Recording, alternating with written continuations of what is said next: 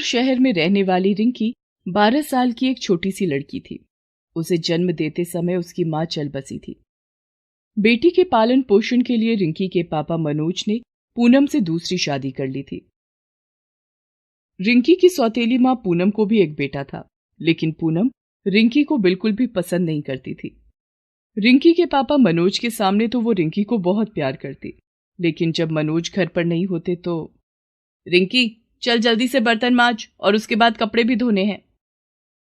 लेकिन माँ, कल स्कूल में मेरा टेस्ट है, मुझे उसकी तैयारी करनी है, नहीं तो टीचर मुझे धूप में खड़ा कर देगी। हाँ हाँ, पढ़ लिख के तो तुझे बहुत बड़ा कलेक्टर बनना है ना, कोई जरूरत नहीं है पढ़ने की। चल जल्दी से घर का काम निपटा। हाय, मेरे सिर की ये बला ना जाने कब टलेगी। और हाँ, पापा से कुछ कहा ना तो तुझे घर से निकाल दूंगी। हाँ जी माँ।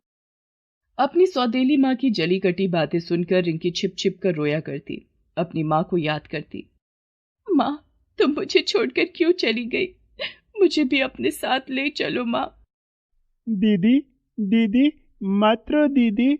देखना, एक दिन सब ठीक हो जाएगा और मम्मी तुम्हें भी बहुत प्यार करेगी। वो दिन कभी नहीं आएगा मोनू। छोटा भाई मोनू रिंकी को चुप कराता और रिंकी चुपचाप घर का काम करने लगती। डर के मारे वो पापा से अपनी सौतेली माँ पूनम की शिकायत भी नहीं करती। शाम को रिंकी के पापा घर आते हैं। आ गए आप? बैठिए, मैं पानी लाती हूँ। सुनो, मुझे ऑफिस के काम से शहर से बाहर जाना है। कल सुबह सुबह निकल जाऊंगा। तुम मेरा सामान पैक कर दो। पापा, आप कहीं मत जाओ। अरे मेरी बच्ची, मैं हूं ना तेरे साथ, तू क्यों परेशान हो रही है?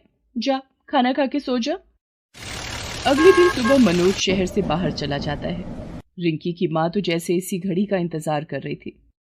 माँ, मुझे भूख लगी है, कुछ खाने को दे दो। सारा दिन खाती रहती है चुड़ैल, मुझे खा ले।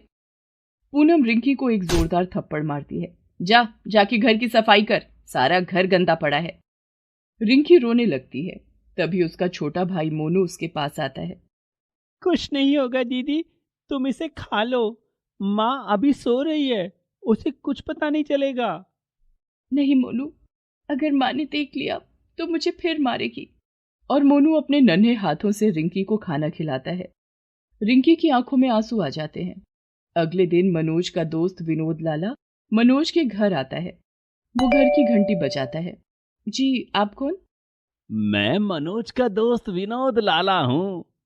वो तो शहर से बाहर गए हैं, बताइए क्या काम है? कुछ दिन पहले उसने मुझसे कुछ रुपए उधार लिए थे, वही लेने आया हूँ।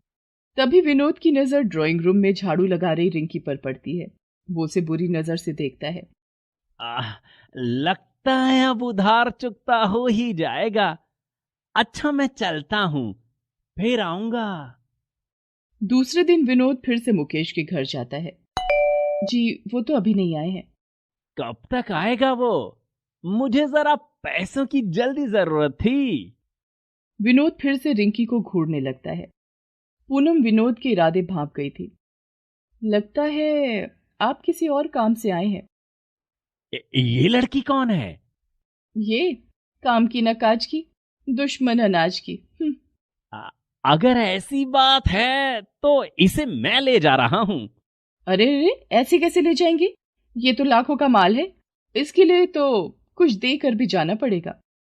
और पूनम विनोद लाला से रिंकी का सौदा कर देती है। माँ, माँ, मैं नहीं जाऊंगी, मैं नहीं जाऊंगी, प्लीज माँ, प्लीज माँ।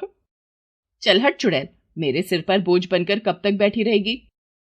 रिंकी के बहुत रोने गिड़गिड़ाने का पूनम पर कोई असर नहीं हो रहा था। रिंकी का छोटा भाई मोनू ये सब देख रहा था। अरे तू यहां खड़ा खड़ा क्या देख रहा है, अंदर जा। विनोद लाला रिंकी को अपने साथ ले जाता है। विनोद लाला की शहर में बड़ी सी राशन की दुकान थी। उसकी पत्नी की मौत हो चुकी थी और उसकी कोई संतान भी नहीं थी। वो रिंकी को अपने घर में नौकरानी बनाकर रख लेता है। रिंकी उसके घर में सारा काम करती और बदले में उसे कुछ बचा खुचा खाने को मिल जाता था। रिंकी कमजोर होती जा रही थी। विनोद कभी उसे छेड़ता तो कभी उसके साथ बदतमीजी करता और कभी उसे गलत तरीके से छूने की कोशिश करता था। मत परेशान करो मुझे, जब मेरे पापा आएंगे तो तुझे बहुत मारेंगे। मुझे धमकी देती है? अभी मजा चखाता हूँ, खरीद कर लाया हूं तुझे। और विनोद उसे जोर से धक्का दे देता है। रिंकी के सिर पर चोट लग जाती है। रोती बिलखती रिंकी अपनी माँ को याद करती थी। माँ, तुम मुझे छोड़कर क्यों चली गई? मासूम रिंकी की यह हालत देखकर घर का नौकर शंकर उसे दवाई लगाता है और कुछ खाने को दे देता है। शंकर उसे चुप कराता है। शंकर को यह सब ठीक नहीं लग रहा था, लेकिन अपने मालिक के डर से वो कुछ नहीं बोल पाता था। इधर कुछ दिनों के बाद जब मनोज वापस लौट कर आया। अरे पूनम, रिंकी कहाँ है? रिंकी वो तो आपके जाते ही घर छोड़कर भाग गई। क्या? नहीं, रिंकी ऐसा नहीं कर सकती। तो क्या मैं झूठ बोल रही हूँ? मैंने उसे कहाँ नहीं ढूंढा, सभी दोस्तों के घर, रिश्तेदारों के घर, सड़कों पर, लेकिन वो कहीं नहीं मिली। तुमने मुझे फोन करके क्यों नहीं बताया? आप ऑफिस के काम से गए थे, इसलिए मैं आपको परेशान नहीं करना चाहती थी। तभी वहां पर मोनू आ जाता है और वो सब कुछ सुन लेता है। पापा, मम्मी झूठ बोल रही है। रिंकी दीदी को मम्मी ने बेच दिया है। ये सुनकर मनोज आग बबूला हो जाता है। क्या? तुमने मेरी बेटी को बेच दिया? नहीं, मोनू झूठ बोल रहा है।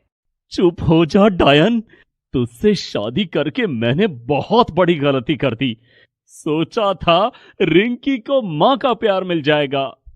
मनोज पूनम को एक जोरदार थप्पड़ मारता है। चुड़ैल, जल्दी बता तूने मेरी बेटी को कहां बेचा है, नहीं तो मैं तेरी जान ले लूंगा। और मनोज पूनम की डंडे से पिटाई करने लगता है। पापा, आपके दोस्त विनोद अंकल आए थे, रिंकी को वही लेकर गए हैं और उसके बदले में उन्होंने मम्मी को 50,000 रुपए भी दिए हैं। ये सुनकर मनोज भागा भागा विनोद लाला के घर जाता है। विनोद घर पर नहीं था। साहब तो घर पर नहीं है, शायद पास के मंदिर में गए हैं।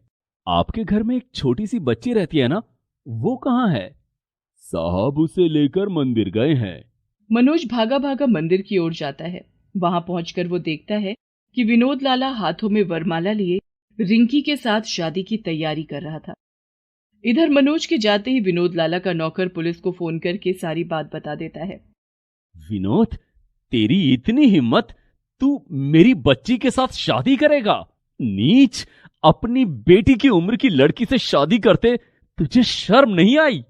मैंने इसे खरीदा है, अब ये मेरी है। मनोज विनोद को एक जोरदार तमाचा मारता है। तूने जिसे पैसे दिए थे उसी से अपने पैसे वापस मांग, मैं अपनी बेटी को लेकर जाऊंगा। तभी वहां पुलिस पहुंच जाती है और सारी बातें सुनकर विनोद लाला को गिरफ्तार कर लेती है और मनोज रिंकी को अपने साथ लेकर घर आ जाता है। घर आकर मनोज पूनम को घर से निकाल देता है। निकल जा मेरे घर से, तू मेरे घर में रहने के लायक ही नहीं है। मुझे माफ कर दीजिए, मुझसे बहुत बड़ी गलती हो गई, अब ऐसा कभी नहीं करूंगी। नहीं, तुझे यहां से जाना ही होगा। और गुस्से में मनोज पुलिस को फोन करके बुला लेता है और पूनम को पुलिस के हवाले कर देता है। माँ को पुलिस के हवाले करता देख नन्हा मोनू रोने लगता है। पापा, मम्मी को माफ कर दीजिए, मैं मम्मी के बिना कैसे रहूंगा? नहीं, इसे तो कभी भी माफ नहीं करूंगा। पापा, अगर मम्मी जेल चली जाएगी तो मोनू को भी बिना माँ के रहना पड़ेगा, जैसे मैं जी रही हूँ, और मैं नहीं चाहती कि मेरे भाई से उसकी माँ का प्यार छिन जाए। देखा, मेरी बच्ची कितनी समझदार है, ये तुम्हें माफ करने के लिए कह रही है। पूनम रोती हुई रिंकी को गले से लगा लेती है। मुझे माफ कर दे मेरी बच्ची, मुझसे बहुत बड़ी भूल हो गई। रिंकी के कहने पर मनोज पूनम को माफ कर देता है। तुम्हें एक मौका दे रहा हूँ, रिंकी को अपनी बेटी की तरह प्यार करो।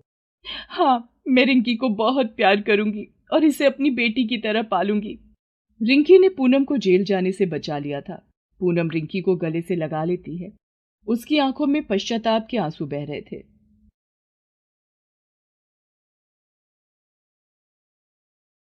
ये कहानी हिना की है, जिसके हाथों में गजब का हुनर था।